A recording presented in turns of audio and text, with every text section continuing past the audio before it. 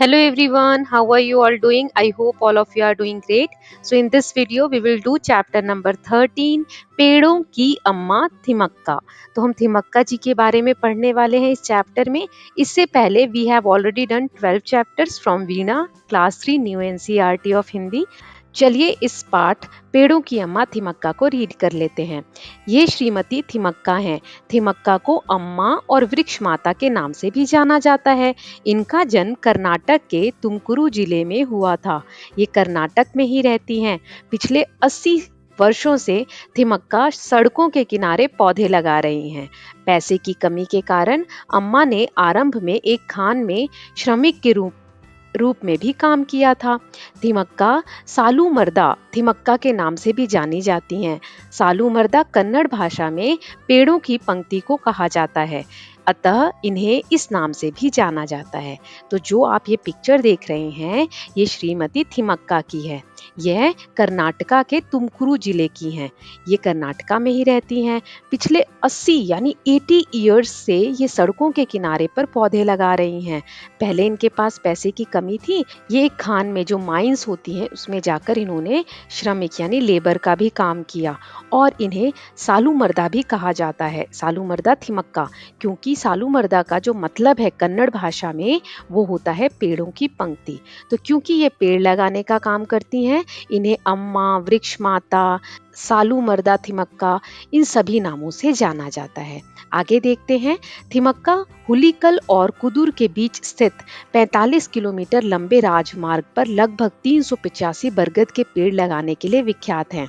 उन्होंने एक एरिया है हुलीकल और कुदुर, इन दोनों एरिया के बीच में जो 45 किलोमीटर 45 किलोमीटर्स का जो लंबा एक रास्ता है वहां पर इन्होंने 385 बरगद के पेड़ लगाए हैं, इसलिए भी ये फेमस है।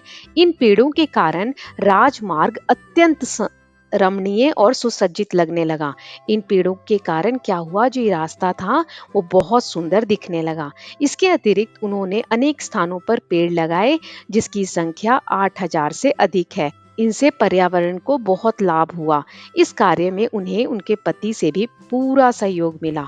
ये जो बरगद के पेड़ इन्होंने लगाए इसके अलावा भी 8000 से ज्यादा पेड़ थिमक्का ने लगाए हैं और इसमें उनके हस्बैंड ने भी बहुत सहयोग किया उनका। उनके इस महत्वपूर्ण काम के लिए भारत सरकार ने उन्हें 2019 में पद्मश्री से सम्मानित किया। यह एक अवार्ड है जो इंडिया में दिया जाता है। तो इन्हें 2019 में पद्मश्री अवार्ड से सम्मानित किया गया। इनकी उम्र अभी जब ये पुस्तक लिखी गई है तो 107 है, लेकिन अब इनकी उम्र ज्यादा होगी। तो इनकी उम्र 107 वर्ष है। आज भी ये अपने अच्छे कार्यों में सक्रिय हैं। थिमक्का को भारत के कई वनीकरण कार्यक्रम में आमंत्रित किया जाता है। जो भी वनों से रिलेटेड या वृक्षारोपण से रिलेटेड जो कार्य होते हैं इनको बुलाती हैं और ये अभी भी इन कार्यों से जुड़ी हुई हैं।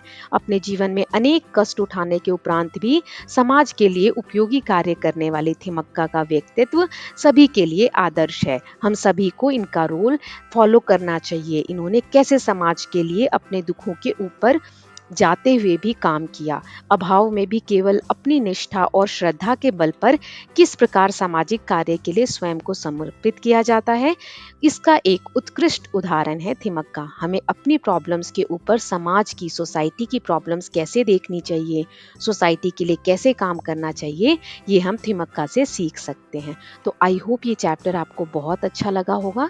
चलिए इसकी वर्कशीट देख लेते हैं। बातचीत के लिए कुछ प्रश्न है। पहला है, पेड़ हमारे किस काम आते हैं? तो पेड़ हमें स्वच्छ हवा और छाया देते हैं। फिर, क्या आपने कभी किसी पौधे की देखभाल की है? कैसे की है? हाँ, मेरे बगीचे में एक फूल का पौधा है, मैंने उसकी देखभाल की है। मैं उसमें पानी देती हूँ और उसके फूलों को कभी मैं तोड़ती नहीं हूँ। अगर आपने किया है तो आप बताएंगे। नेक्स्ट है, यदि आपको समाज के लिए कोई उपयोगी काम करने का अवसर मिले तो आप कौन सा काम करेंगे? तो मैं अपने आसपास साफ सफाई का कार्य करना चाहूंगी। आप क्या करना चाहेंगे वो आप बताएंगे। फिर है, सोचिए और लिखिए। कुछ प्रश्न है। पहला है, थिमक्का अपने किस काम के कारण प्रसिद्ध हुई? तो थिमक्का सड़कों के किनारे पौधे लगाने के लिए प्रसिद्ध हुई। फिर थिमक्का को और किस किस नाम से जाना जाता है? तो थिमक्का को अम्मा, सालू मर्दा थिमक्का और वृक्ष माता के नाम से भी जाना जाता है। नेक्स्ट है, अम्मा ने बरगद के पौधे लगाने क्यों शुरू किए? उन्होंने एक लंबा राज्य मार्ग है वहां पर बरगद के पौधे लगाए, जिससे कि वह राजमार्ग और भी सुंदर दिखने लगा, सुसज्जित दिखने लगा। तो रास्तों को सुंदर बनाने के लिए और आसानी से उग जाने के कारण उन्होंने बरगद के पेड़ लगाने शुरू किए। इतने सारे पेड़ लगाने के लिए अम्मा को किन किन चुनौतियों का सामना करना पड़ा? तो पैसों की कमी के कारण अम्मा ने आरंभ में एक खान में श्रमिक के रूप में भी काम किया था। तो ऐसी बहुत सी मुसीबतों का सामना उन्हें करना पड़ा। नेक्स्ट है पाठ के आगे, यदि आपको थिमक्का अम्मा का परिचय देना हो तो आप कैसे देंगे? जैसे कि उनके बारे में बताना हो तो कैसे बताएंगे? तो थिमक्का अम्मा को अम्मा, सालू मर्दा थिमक्का और वृक्ष माता के नाम से भी जाना जाता है। इनका जन्म कर्नाटक के तुमकुरु जिले में हुआ था। ये कर्नाटक में ही रहती हैं और ये वृक्ष लगाने के लिए बहुत ज़्यादा प्रसिद्ध हैं। तो इस तरीके से हम इनका जो परिचय है वो दे सकते हैं। नाउ नेक्स्ट है, यदि आपको अम्मा के काम में उनकी सहायता करने का अवसर मिले तो आप कैसे करेंगे? तो आप बताएंगे आप क्या कर सकते हैं? जैसे मैं पौधों में पानी डालने की सहायता कर सकती हूँ, है ना? तो ऐसे कुछ चीज़ें आप बता सकते हैं। नेक्स्ट है भाषा की बात। थिमक्का में कक्का आया है, देखो आधा क और पूरा का आया है। ऐसे व्यंजनों को द्वितीय व्यंजन कहते हैं, मतलब एक ही अक्षर दो बार आए, पहला आधा हो और दूसरा पूरा हो तो उसे द्वितीय व्यंजन कहते हैं। ऐसे और शब्द सोचकर दिए गए स्थान पर लिखिए।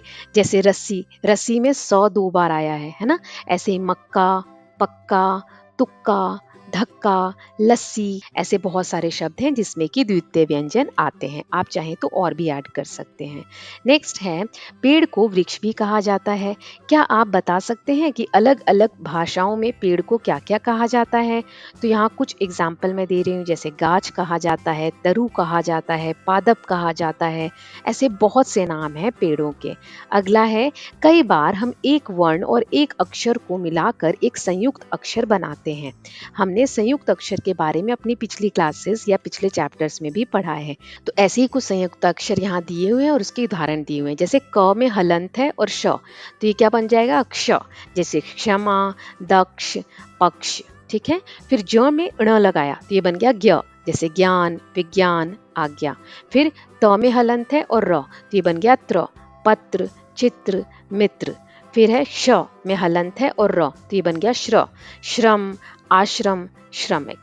आई होप आपको ये समझ में आया होगा कि संयुक्ताक्षर क्या होते हैं। हमने पहले भी ये डिस्कस किया हुआ है। नाउ यहाँ पर उपरोक्त शब्दों के आधार पर नीचे दिए गए चित्रों को देखकर पूरा करना है। अब अभी हमने संयुक्ताक्षर समझे, अब इसमें हमें उसी हिसाब से सही संयुक्ताक्षर भर के और इन चित्रों के नाम लिखने हैं। जैसे पहला है वृक्ष, क्ष आ गया है ना, तो वृक्ष यानी पेड़। फिर है नेत्र, नेत्र यानी आंखें। फिर त्रिभुज, त्रिभुज, तीन भुजाओं वाले को त्रिभुज कहते हैं।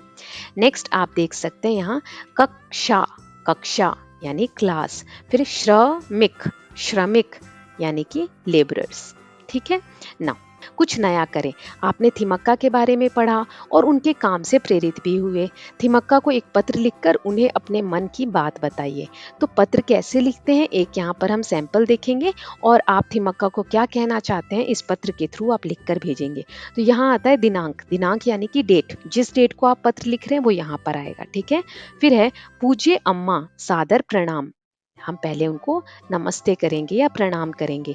फिर जो भी आपको कहना है वो आप यहाँ लिखेंगे। जैसे मैंने आपके बारे में पढ़कर मैं आपसे बहुत ज़्यादा प्रभावित हूँ। मैं भी आपकी तरह वृक्ष लगाकर पर्यावरण के लिए कार्य करना चाहती हूँ। मैं आपसे मिलना चाहती हूँ। ऐसा कुछ लिखकर और फिर अंत में आप कहेंगे धन्यवाद और उसके नीचे आप अपना नाम लिखेंगे। अगला प्रश्न है, चित्र देखकर उन वस्तुओं पर गोला लगाएं जो वस्तुएं हमें पेड़ से मिलती हैं। तो देखो पहला यहाँ फल है, फल पेड़ से मिलते हैं तो हमने गोला लगाया। पेपर है, पेपर भी हमें पेड़ से मिलते हैं, लकड़ी से ही बनते हैं तो गोला लगाएंगे। फिर दवाइयाँ, बहुत सी दवाइयाँ ऐसी होती हैं हर्बल जो हमें पेड़ों से मिलती हैं या वृक्षों पौधों से मिलती हैं तो इसको भी गोला लगाएंगे। फिर है कुर्सी, कुर्सी लकड़ी से बनी हुई है, लकड़ी कहाँ से मिलती है? पेड़ों से, तो इसको भी गोला लगाएंगे। फिर है तेल, तेल नारियल का, तो नारियल तो हमें पेड़ से ही मिलता है, तो इसको भी गोला लगाएंगे। फिर है रंग, यानी कि अलग अलग रंग, तो ये भी वृक्षों से और पौधों से मिलते हैं, इसलिए इसमें सर्कल करेंगे। अब यहाँ पर एक थैला है। थैला हो सकता है पेड़ से भी बना हो और हो सकता है प्लास्टिक से भी बना हो, इसीलिए इसको मैं सर्कल नहीं कर रही हूँ। ऐसे ही ये शीशी में कुछ है और पेस्ट, तो इनमें ज़रूरी नहीं है कि ये पेड़ से ही बने, ठीक है। तो इसके साथ हमने पाठ 13 पेड़ों की अम्मा थिमक्का चैप्टर को कवर कर लिया है। इसको रीड भी किया, वर्कशीट भी सॉल्व की। सभी चैप्टर्स अदर सब्जेक्ट्स के भी है ना, सबकी लिंक डिस्क्रिप्शन बॉक्स में है, please go through that. I hope you like this video. If you do so, please like and share it, and don't forget to subscribe Kalyan TV channel for more such videos. Thank you so much.